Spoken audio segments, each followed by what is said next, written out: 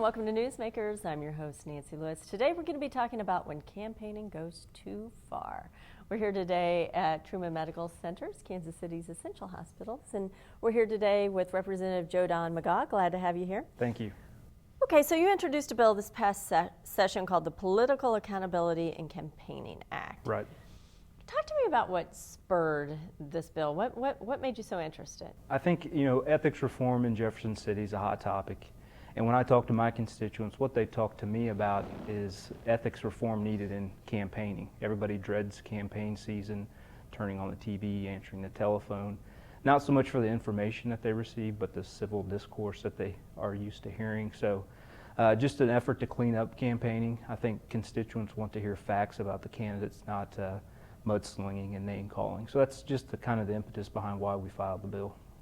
So what this talks about a little bit, the bill, is if you're campaigning and you have said something that is knowingly untrue, right, about the other guy, right? Right.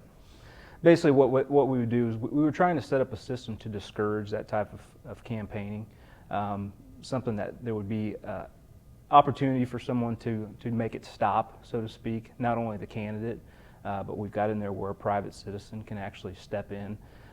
You see a lot of times where families get drug into political campaigns, business partners, that type of thing. So just an opportunity for people to protect themselves during campaigns. So how do you prove that somebody has knowingly said something? And that's the tough part. Right. When you're talking about slander and libel, it's intentionally set up to be hard to prove. So that's probably the downfall of this bill, this legislation.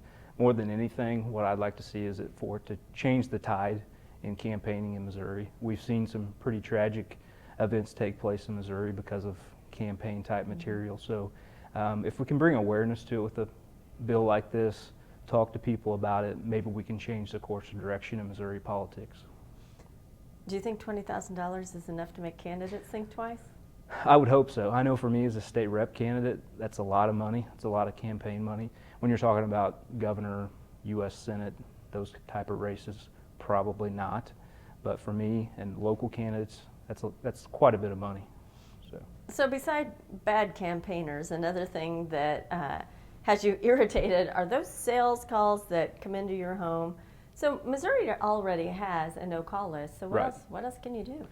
So, when the no-call list was first passed in 2001, long-distance phone calls were very expensive. It was easy to track down who they were calling from and who they were calling to. Now with voice over internet phones, cheaper long distance, it's getting harder to track those individuals. So we need to look at the no-call list in Missouri, see if we can tighten up the laws to make those individuals who basically prey on people when they're eating dinner at night that don't want to be called, so we can make sure we're stopping those calls. And it's harder now than ever, right? It is, because, like I said, because of technology. Actually, the voice over internet phone calls, there's about 10,000 a minute that go on. They can get on their computer, call multiple numbers at one time. So if we can stop that, which will take some federal intervention, also some help with cell phone companies and landline companies. But we think if we work with other states, we work within the state of Missouri, we can help make sure people aren't bothered. All right. Well, good luck with that. Thanks a lot. Thanks for being here, and thank you for being here. We hope to see you next time on Newsmakers.